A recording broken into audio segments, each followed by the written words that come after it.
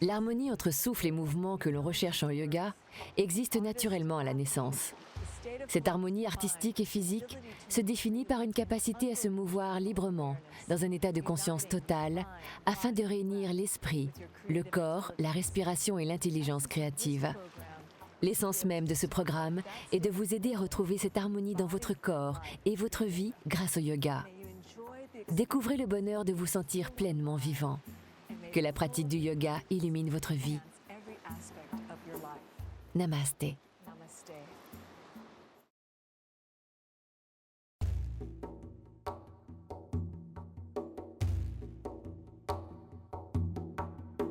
Enchaînement de base. Asseyez-vous confortablement. Vous pouvez placer un coussin sous vos hanches si vous le souhaitez, mais nous ne resterons pas assis très longtemps. Posez les mains au niveau de la poitrine. C'est ici que se situe la respiration Ujjayi, le victorieux en sanskrit. Placez une main sur votre ventre. Lorsque vous expirez au plus profond, sentez cette force qui vous soutient dès que votre colonne est à la verticale.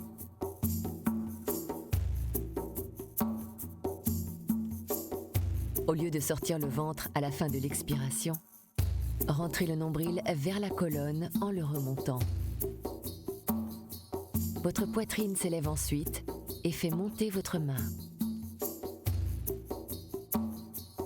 En expirant, la poitrine reste en ouverture et la respiration se concentre plus bas.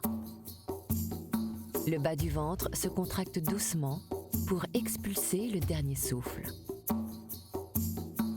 Inspirez, gardez le même rythme. Et en expirant, ouvrez la bouche et laissez résonner votre souffle à l'arrière de la gorge. Fermez ensuite la bouche et continuez ce sifflement qui provient de la glotte située derrière la pomme d'Adam. Vous sentez le son venir de la base de la gorge, là où se trouve votre main. Poursuivez cette respiration. Écoutez les vagues de votre respiration en gardant la mâchoire détendue et sans crisper les lèvres. C'est l'harmonie interne, le flot sacré de votre respiration. Placez les mains jointes devant votre poitrine. Inspirez, ouvrez les bras. Et expirez en ramenant les mains au centre.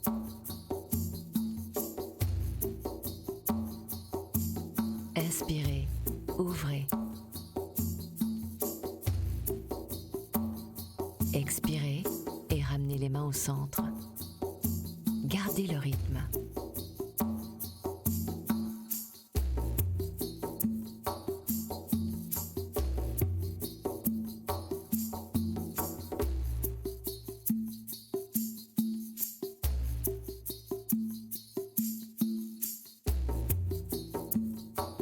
Nous allons passer à d'autres mouvements du prana.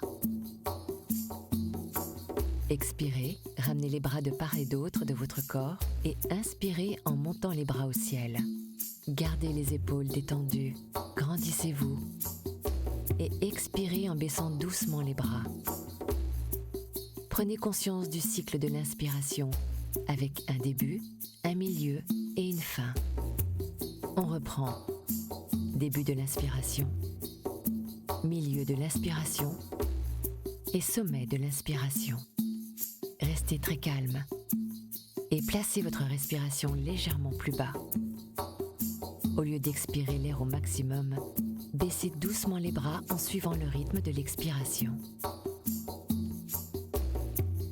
Encore 2 fois, inspirez.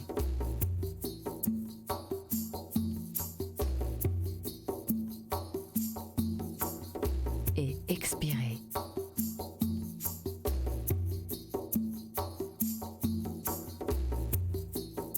Inspirez.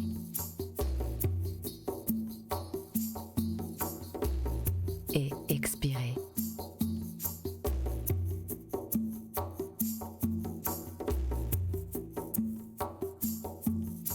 Nous allons maintenant synchroniser cette respiration fluide et le mouvement. Placez-vous à 4 pattes, les mains sous les épaules et les genoux sous les hanches. Collez les genoux l'un contre l'autre. Inspirez en ouvrant la poitrine, en appui sur les mains et expirez en ramenant le genou droit contre le ventre. Sentez Samana Vayu, l'énergie du centre. Expirez, posez le genou et ouvrez la poitrine. Expirez, changez de côté, ramenez le genou gauche. Inspirez et ouvrez la poitrine. Encore une fois. Au fur et à mesure du mouvement et de la respiration, lorsque vous activez Pranavayu, lorsque vous appuyez sur les bras, une force irradie votre poitrine. Faites une pause. Ouvrez la poitrine, sentez le poids équitablement réparti sur vos mains. C'est Hasta Bandha, ou la concentration de l'énergie au niveau des mains. Lorsque la gravité appuie vers le bas et que l'énergie monte, reprenez. Appuyez les mains au sol et sur l'expire, rentrez le genou vers le nombril en courbant la tête. Cette fois-ci, terminez le mouvement en reculant la jambe droite. C'est la demi-planche de face. Ancrez le pied au sol, sur les orteils, talons étirés. Appuyez les mains dans le sol, expirez, rapprochez le genou gauche du nombril. Reposez le pied dans la posture de la planche. Sentez les effets sur votre corps. Si vous avez des problèmes aux poignets, aux coudes ou aux épaules, posez les genoux au sol. Dans cette position, essayez de faire une flexion des bras et de repousser votre corps en poussant les mains vers le sol, les talons vers l'arrière et la poitrine vers l'avant. C'est un exercice préparatoire à Chaturanga Dandasana, une posture comparable à celle des pompes.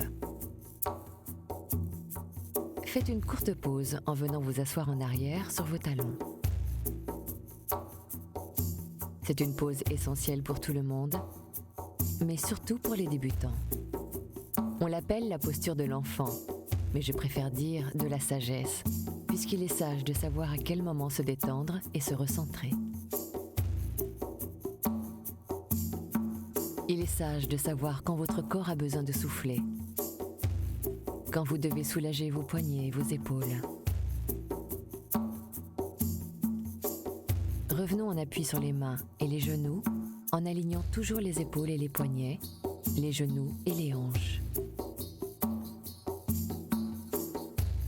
Appréciez maintenant le demi-chaturanga. Je dis bien apprécier, parce qu'il est essentiel de ressentir la force comme quelque chose de sacré, et non comme une torture ou une contrainte. Placez vos hanches dans l'alignement de vos épaules et de vos genoux. Baissez le coccyx, ouvrez les épaules en inspirant, et sur l'expire, pliez les bras pour coller les coudes à votre buste. Inspirez en vous repoussant.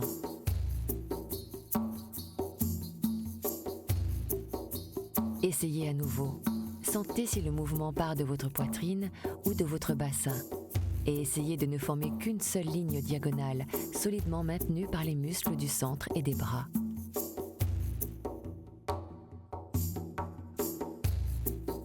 Si c'est trop difficile, suivez une variante de Chaturanga. C'est Pranamasana. Collez votre poitrine au sol, les coudes contre le buste. C'est une autre façon de réaliser Chaturanga.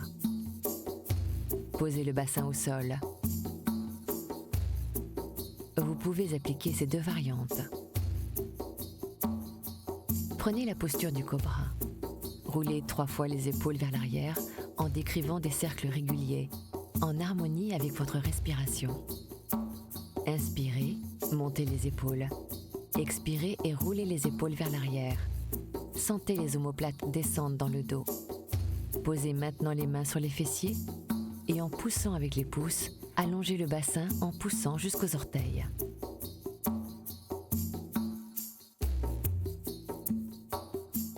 Placez les mains sous votre front et détendez-vous.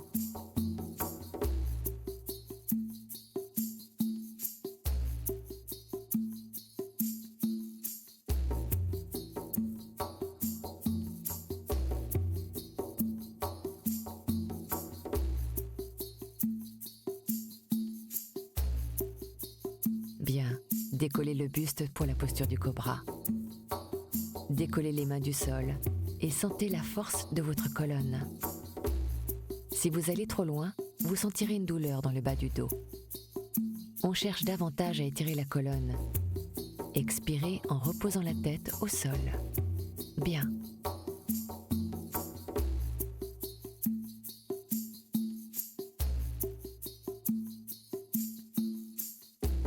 Bien, levez à nouveau le buste. On va tenir la position quelques instants. Inspirez en levant la jambe gauche. Pivotez la jambe de l'extérieur vers l'intérieur et allongez-la au maximum. Levez la jambe droite. Expirez, reposez le pied droit. Sentez l'union des forces opposées. Vous êtes ancré au sol du bassin jusqu'aux pieds. Et sur l'inspire, redressez-vous. Poussez le bassin vers le sol et allongez le dos en poussant la poitrine vers le haut et les orteils vers le bas. Replacez les mains au sol devant vous et relâchez. Au début, c'est essentiel de développer la force suffisante pour se soutenir. On commet souvent l'erreur de vouloir s'aider des mains pour aller plus loin, alors que l'on n'a pas encore la force de soutenir la position.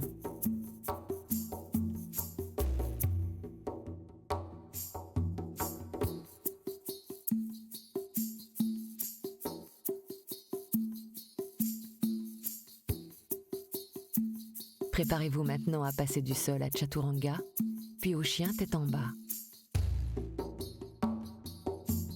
Posez les mains au sol, sentez le contact avec la terre et décollez le ventre de quelques centimètres en même temps que la colonne. Poursuivez le mouvement initié au niveau du ventre pour prendre appui sur les genoux. Ouvrez la poitrine et sentez le bassin basculer nettement vers le haut. Préparez-vous à la posture du chien tête en bas. Répartissez équitablement le poids de votre corps au niveau des mains. Élargissez les épaules. Inspirez. Sur l'expire, repoussez votre ventre pour prendre la posture du chien tête en bas. Nous allons enchaîner la posture du chat et celle du chien pour ouvrir la colonne. Inspirez, ouvrez la poitrine, enfoncez les mains au sol. Expirez et montez le bassin vers le haut en gardant les jambes fléchies. Revenez vers l'avant, ouvrez la poitrine et expirez en gardant la poitrine en ouverture et le bassin vers le haut.